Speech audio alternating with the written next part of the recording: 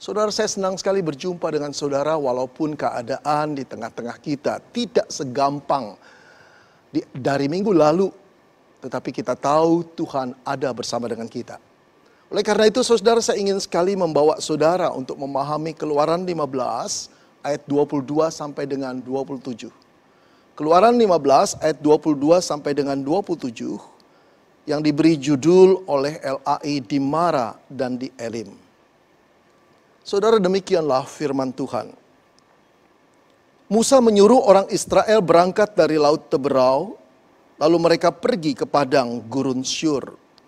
3 hari lamanya mereka berjalan di padang gurun itu dengan tidak mendapat air. Sampailah mereka ke Mara, tetapi mereka tidak dapat meminum air yang di Mara itu, karena pahit rasanya.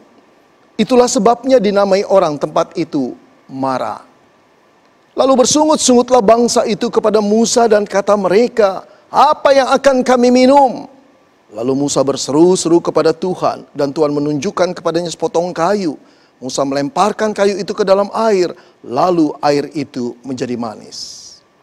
Di sanalah diberikan Tuhan ketetapan-ketetapan dan peraturan-peraturan kepada mereka. Dan di sanalah Tuhan mencoba mereka, firman-Nya, "Jika kamu sungguh-sungguh mendengarkan suara Tuhan Allahmu dan melakukan apa yang benar di matanya dan memasang telingamu kepada perintah-perintahnya dan tetap mengikuti segala ketetapannya, maka aku Tuhan tidak akan menimpakan kepadamu penyakit manapun yang telah kutimpakan kepada orang Mesir, sebab aku Tuhanlah yang menyembuhkan engkau." Sesudah itu sampailah mereka di Elim. Di sana ada 12 mata air dan 70 pohon korma. Saudara-saudara, kisah yang akan saya ceritakan kepada saudara ini pernah saya baca di sebuah buku 30 tahun yang lampau. Tapi kisah itu masih tetap saya ingat, saudara. Terasa sekali keindahannya, terasa sekali makna dan pesannya. Saudara, dikisahkan ada sekelompok ahli botani yang sedang menjelajahi daerah terpencil di pegunungan Alpen, saudara. Mereka menyusuri pegunungan Alpen dengan satu misi, saudara, mencari bunga-bungaan yang baru spesiesnya. Berhari-hari mereka melakukan perjalanan di sana, berhari-hari mereka dikecewakan karena mereka tidak menemui bunga yang baru itu. Sampai satu hari, saudara, dengan teropong mereka lihat di bawah lembah ada pohon berbunga yang sangat unik dan langka. Mereka sangat tertarik karena mereka menyadari bahwa bunga itu sangat-sangat bernilai tinggi bagi penyelidikan mereka. Namun persoalannya bunga itu ada jauh di bawah lembah. Terlalu berbahaya untuk diambil oleh mereka. Saudara, ketika mereka dalam kebingungan, datanglah seorang anak desa yang melihat mereka dengan bertanya-tanya apa yang sedang mereka perbuat di sana.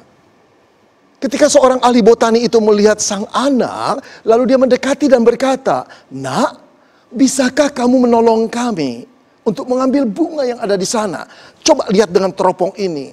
Sang anak melihat bunga itu jauh ada di lembah. Pada waktu dia telah melihat, dia menengok lagi kepada ahli botani itu.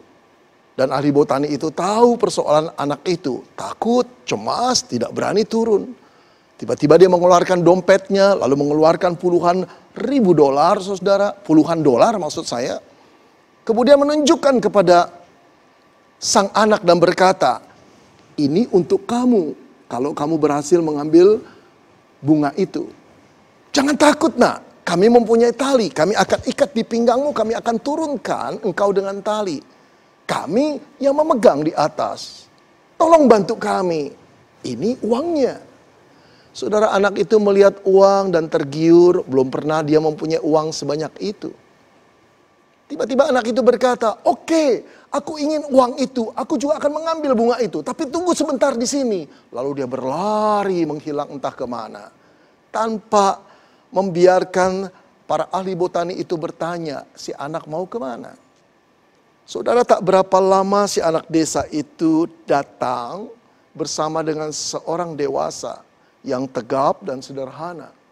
Lalu dia berkata, "Tuan, aku ingin mengambil bunga itu. Aku ingin uang yang kau berikan.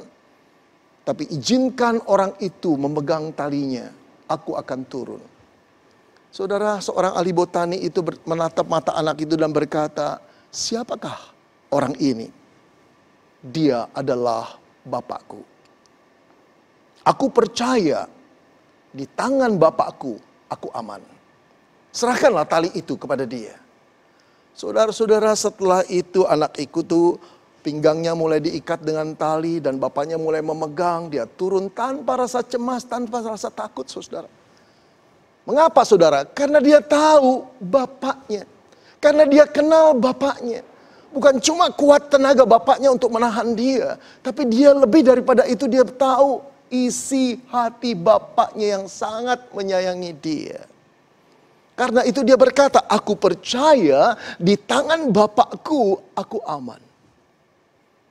Saudara yang dikasihi di dalam Tuhan Yesus Kristus, sama seperti anak desa yang menggantung hidupnya di tangan Bapaknya. Demikianlah sebenarnya hidupmu dan hidupku. Digantung di atas sebuah tali, saudara, yang dipegang oleh Bapak kita. Tapi bukan Bapak jasmani kita, melainkan Bapak surgawi. Yang memegang tali kehidupanmu dan tali kehidupanku. Dia penuh kuasa dan kita tahu hatinya begitu baik kepada kita. Dia adalah pribadi yang nyata. Dia pribadi yang maha kuasa. Dia pribadi yang sungguh-sungguh concern terhadap engkau dan aku. Dia memilikimu. Dia tidak membiarkan engkau jatuh tergeletak di dasar jurang yang gelap. Tidak. Saudara yang dikasihi Tuhan, biarlah kita percaya bahwa kita aman di tangan Bapa kita. Saudara-saudara, hari-hari belakangan ini, kebanyakan kita hidup di dalam suasana ketidakpastian. Dipenuhi dengan tanda tanya yang besar. Apakah esok kita masih punya pekerjaan? Apakah esok kita masih punya penghasilan? Apakah esok tabungan kita cukup? Apakah esok orang-orang yang kita cintai masih ada? Terbaring sakitkah atau masih sehat? Atau kita sendiri, saudara? Apakah esok kita masih hidup? Saudara, suasana seperti ini sungguh-sungguh tidak mengenakan siapapun. Berada dalam satu ketidakpastian membuat kita goncang iman kita. Perasaan pesimis, apatis menyelimuti siapapun dalam keadaan demikian. Namun saudara, dalam keadaan demikian justru kita harus tetap beriman kepada Tuhan. Kita harus tetap percaya bahwa di tangan Bapak kita, kita aman. Saudara, keyakinan seperti ini yang tidak dimiliki oleh orang-orang Israel. Ketika mereka keluar dari tanah Mesir setelah dibebaskan Allah dari penjajahan bangsa Mesir. Pada mulanya, saudara, mereka begitu gembira ketika mereka dibebaskan oleh Tuhan dari penjajahan bangsa Mesir. Mereka bernyanyi, bersorak-sorai, mereka memuji Tuhan. Tetapi Alkitab mengatakan setelah mereka memasuki padang gurun Syur, saudara.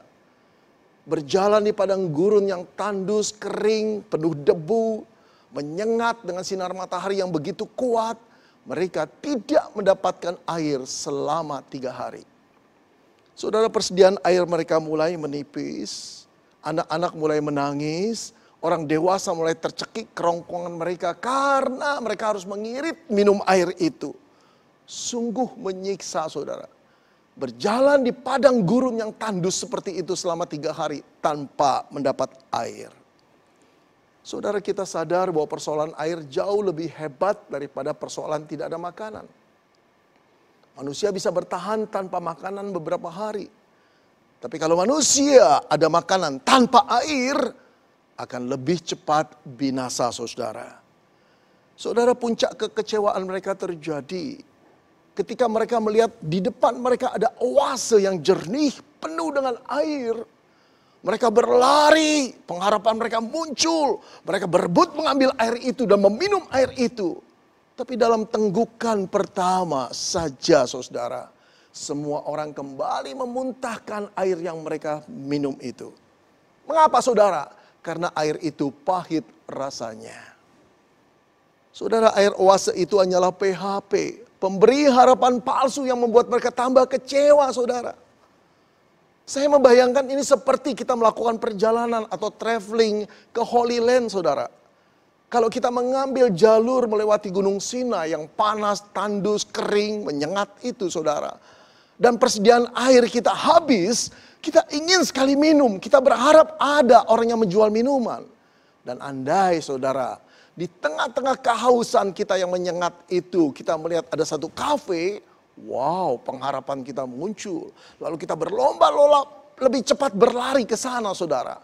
Tetapi saat kita mendekati pintu itu, pintu kafe itu tiba-tiba ditutup orang. Lalu tertera tulisan close. Aduh saudara, hancurlah harapan kita. Kecewalah kita mendapati hal seperti itu. Saudara, demikian juga bangsa Israel. Mereka kecewa, air yang dimarah itu pahit. Mereka jengkel kepada Musa. Sebetulnya mereka juga jengkel kepada Allah. Sukar bagi mereka untuk memahami tiang awan ada di atas mereka. Tanda Tuhan memelihara mereka. Tapi pada kenyataannya Allah yang berserta dengan mereka membiarkan mereka mengalami kehausan dan kekecewaan yang begitu besar. Saudara-saudara yang dikasihi Tuhan, di satu pihak kita bisa merasakan atau simpati dengan kekecewaan bangsa Israel. Tapi di sisi yang lain saudara, kita miris melihat tingkah laku mereka. Melihat iman mereka. Kenapa saudara? Bukankah mereka telah menyaksikan 11 tulah yang Allah buat bagi mereka di depan mereka? 10 tulah itu terjadi di Mesir. 1 tulah itu Allah mengadakan mujizat membelah laut Teberau. Masih kurangkah mereka percaya kepada Allah bahwa di tangan Allah mereka itu aman? Dan kalau kita perhatikan saudara, dari 10 tulah, 3 tulah itu bersangkut paut dengan air saudara. Tulah pertama yang Allah lakukan di Mesir adalah Allah membuat saudara air sungai Nil menjadi darah. Tulah ketujuh saudara, Allah menurunkan hujan es di Mesir. Satu hal yang tidak pernah terjadi, satu hal yang mustahil untuk terjadi. Tapi Allah menunjukkan bagaimana es itu berada di dalam kuasanya. Hujan salju es turun di sana. Kemudian saudara-saudara, mujizat laut Teberau terbelah menjadi 2. Dan mereka berjalan di daerah yang kering dan selamat. Itu juga bersangkut paut dengan air bukan? Saudara, 3 tulah ini ingin mengatakan bahwa Allah berkuasa atas alam semesta, termasuk air. Oleh karena itu mengapa mereka tidak percaya kepada Tuhan? Seharusnya mereka percaya karena mereka telah melihat mujizat yang Allah buat.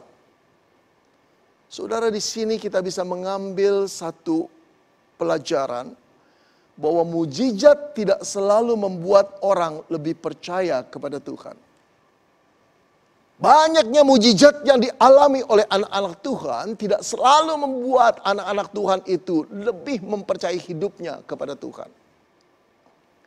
Saudara, kebanyakan anak-anak Tuhan seperti bangsa Israel yang melihat mujizat hanya sebagai jawaban atas pemenuhan kebutuhan mereka yang mendesak.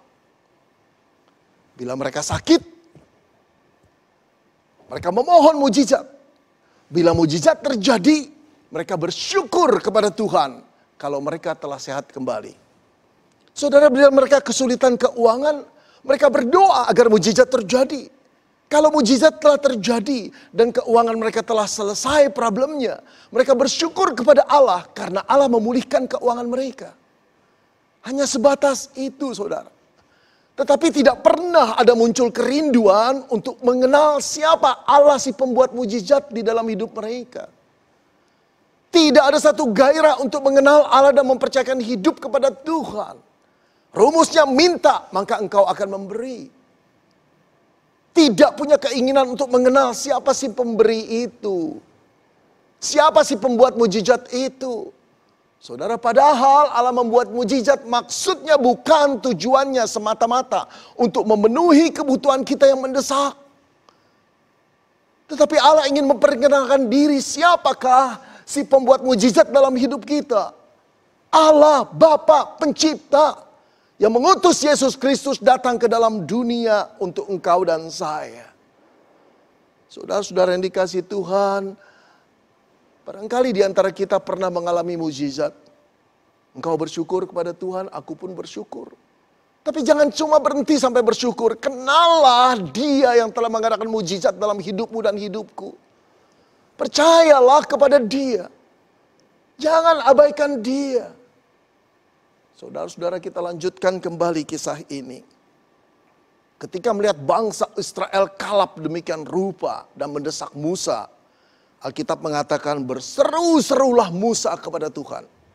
Saudara, tidak cuma dikatakan berserulah Musa, tapi berseru-serulah Musa. Saudara-saudara, ini menggambarkan Musa itu terkejut melihat reaksi yang kalap dari bangsa ini. Ia baru saja memimpin bangsa ini, sehingga ia belum mengenal kekerasan dan kedegilan hati bangsa ini, saudara. Lalu Alkitab berkata, Tuhan menunjukkan kepada Musa sepotong kayu.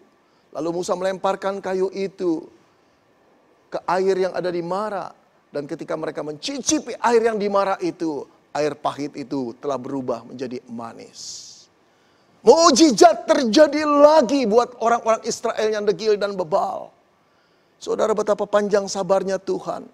11 mukjizat seharusnya cukup bagi bangsa Israel untuk mempercayakan hidup mereka kepada Tuhan. Tapi Allah masih menambah satu mukjizat lagi. Agar mereka sungguh-sungguh mengenal Dia dan percaya bahwa di tangan Dia Israel aman. Saudara, setelah mereka meminum air yang di Mara itu, dahaga mereka terpuaskan. Lalu Alkitab berkata, di sanalah diberikan Tuhan ketetapan-ketetapan dan peraturan-peraturan kepada mereka. Dan di sanalah Tuhan mencoba mereka.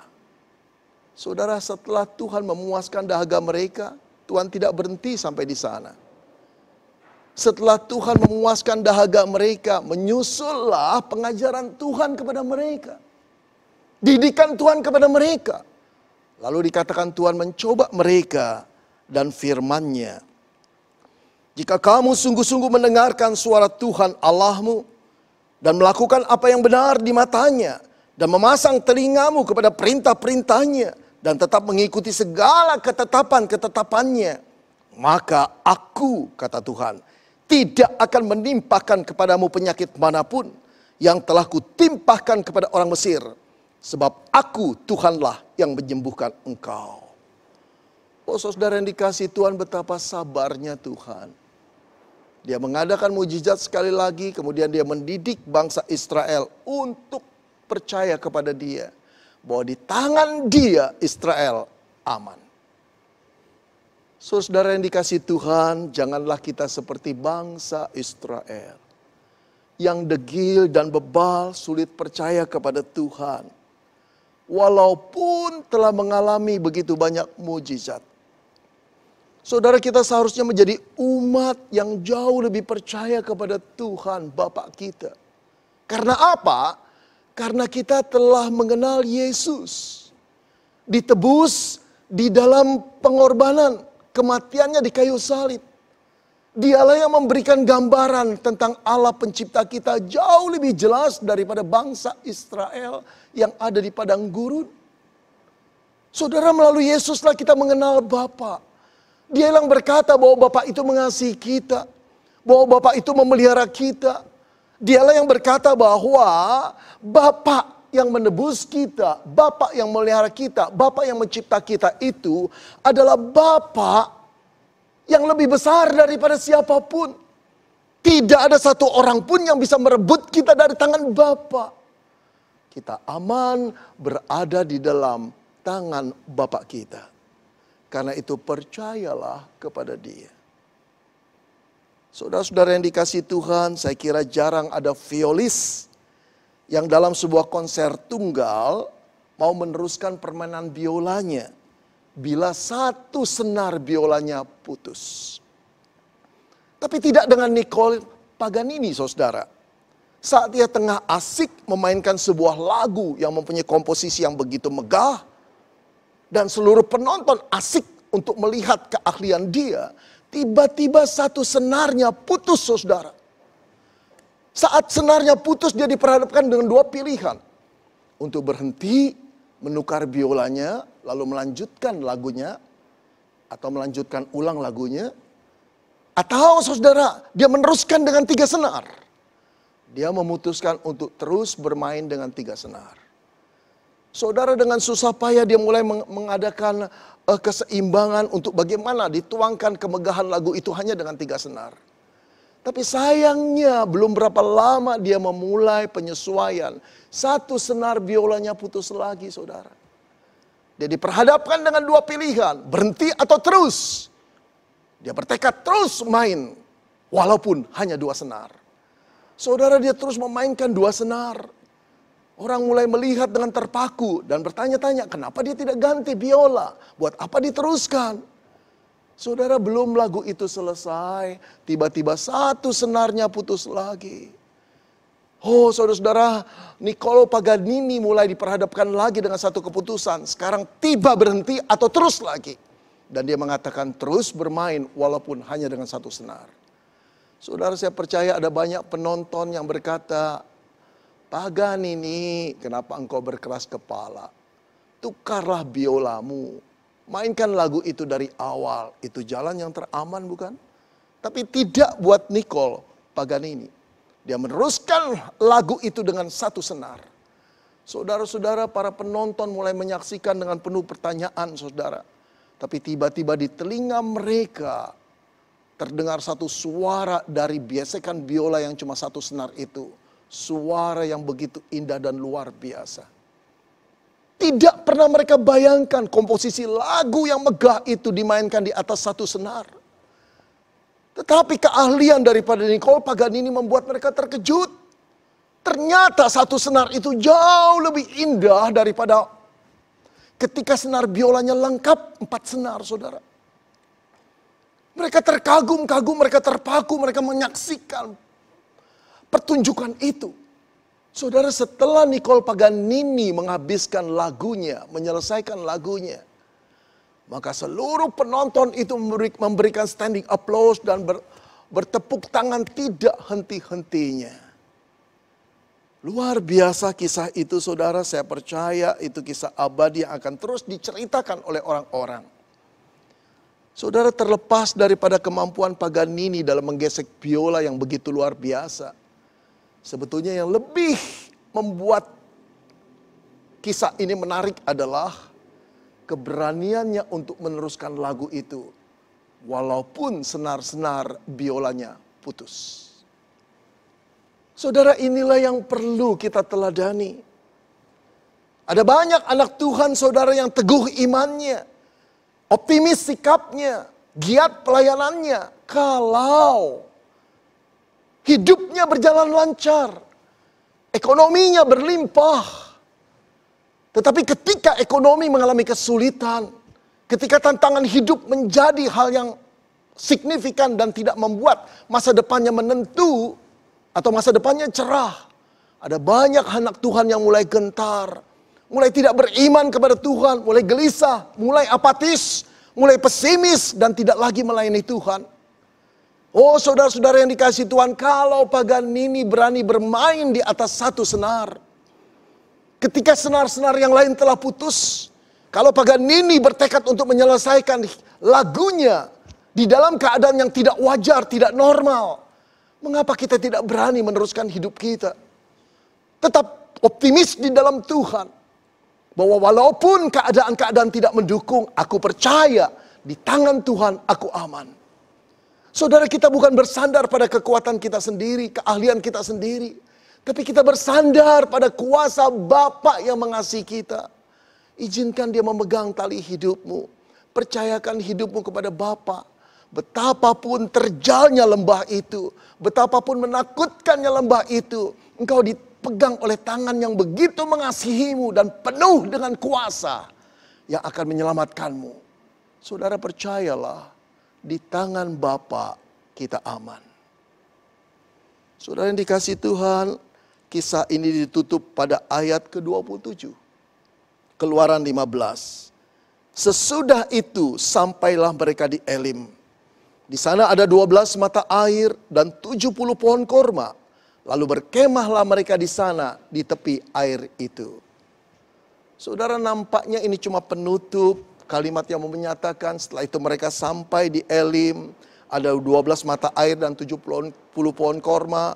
Lalu berkemahlah mereka di sana di tepi air itu. Tapi saudara tahukah, mengapa kisah ini ditutup dengan menceritakan ada Elim di sana? Saudara, jarak dari Mara ketika mereka bersungut-sungut mendapati air yang pahit itu, dengan Elim hanya 11 kilometer. Saudara, saya percaya penemuan Elim itu membuat orang Israel malu, saudara, akan fakta bahwa di depan mereka ada Elim yang telah Tuhan siapkan. Hanya 11 kilometer dari Mara, tempat mereka bersungut-sungut dan tidak percaya kepada Tuhan. Itu berarti Tuhan tahu kebutuhan mereka dan Tuhan sudah menyiapkan jalan keluarnya. Oh saudara yang dikasihi Tuhan, disinilah orang-orang Israel diajak untuk mempercayakan hidupnya kepada Tuhan. Yang kedua saudara, Tuhan mau mengatakan kepada Israel bahwa pencobaan-pencobaan yang mereka alami itu hanya di dalam batas kekuatan mereka. Karena saat mereka kehausan, Tuhan sudah siapkan di sana. Karena itu mereka harus percaya kepada Tuhan. Oh saudara yang dikasihi Tuhan, begitu juga dengan kita. Saat kita bingung akan penghasilan kita, tabungan kita menipis, pekerjaan kita tiada lagi. Pencobaan-pencobaan yang berat ini dari mata Tuhan tetap pencobaan biasa. Biasa bukan berarti dalam ukuran kita menanggungnya. Biasa karena dia tahu kekuatan itu berasal dari Tuhan yang akan dibagikan kepada kita. Saat pencobaan itu sudah mau melampaui batas kekuatan kita, dia memberikan kekuatan yang ekstra. Atau dia mengangkat problem itu sehingga terbebas. Kita lepas. Siapa yang mengangkat problem itu? Siapa yang memberi kekuatan? Tangan Bapa yang mengasihimu dan mengasihiku. Saudara, belajarlah untuk mempercayai Tuhan dengan menyerahkan persoalan kita kepada Tuhan. Yakinlah bahwa di tangan Bapa we are safe. Saudara, ada pemandangan yang menarik ketika suatu kali saya duduk di sebuah kafe minum bersama istri saya. Kafe itu terletak di sebuah pertokoan yang begitu padat pengunjungnya. Hampir susah jalannya saudara. Yang menarik adalah ada seorang gadis kecil, kira-kira berumur 5 tahun. Menjinjing koper di kepalanya. Kalau saya amati koper itu pasti koper baru saudara. Nah saudara bayangkan dia berjalan di sebelah papanya yang tinggi besar dan mamanya yang cantik. Dia menentang arus daripada orang-orang banyak berjalan. Tentu saja tidak mudah bagi gadis berumur 5 tahun, apalagi dengan koper di atas kepalanya. Saudara, dia tersenggol-senggol kemari, dia terdorong ke kanan dan ke kiri. Beberapa kali juga mundur kembali. Saya memperhatikan saudara, sang ayah beberapa kali meminta gadis itu untuk menyerahkan koper kepadanya. Tapi gadis itu tetap bersikeras tidak mau menyerahkan koper kepada ayahnya. Saudara-saudara, saya tertarik sekali lalu berbisik kepada istri saya. Dan saya berkata, ada banyak orang Kristen yang mirip dengan gadis kecil itu. Dia tidak mau percaya kepada Tuhan. Bahwa di tangan Tuhan, dia aman. Saudara, jangan seperti gadis kecil yang lugu, yang tidak mengenal papanya dengan baik. Kita mengenal Allah. Kita telah diselamatkan oleh putranya. Dia rela memberikan putranya demi engkau dan saya. Dia Bapa dari anak yang hilang yang selalu menunggu kita dengan penuh kasih sayang. Dia Bapa yang menggenggam engkau dan saya dengan tangan yang penuh kuasa. Tidak ada seorang pun yang bisa merebut kita dari kasih Bapa karena dia lebih besar daripada siapapun. Tuhan tahu persoalan hidupmu dan hidupku. Tuhan tahu kesusahan hidupmu dan hidupku sekarang ini. Bahkan juga Tuhan tahu hari esok apa yang akan terjadi. Barangkali tidak tambah baik, tapi tambah sulit. Tapi seharusnya kita tahu saudara, keadaan apapun boleh berubah. Senar-senar kehidupan kita boleh putus. Dan kita hanya berjalan pada satu senar. Tapi percayalah, senar yang ada di tangan Bapa itu akan memelihara hidupmu dan hidupku. Dan tidak pernah mengecewakan. Dia ingin berkata kepadamu dan kepadaku bahwa di tangannya engkau dan aku aman. Saudara, yuk kita datang kepada Tuhan. Saudara, yuk kita kembali mempercayakan hidup kepada Tuhan. Kau dan saya aman di tangan Bapa kita. Karena Dia Allah yang mengasihi kita. Bahkan putranya sendiri diberikan bagi engkau dan saya. Adakah lagi yang ditahan-tahan dari dirinya untuk mengasihimu dan mengasihiku? Saudara, percayalah sekali lagi, di tangan Bapa kita aman. Amin.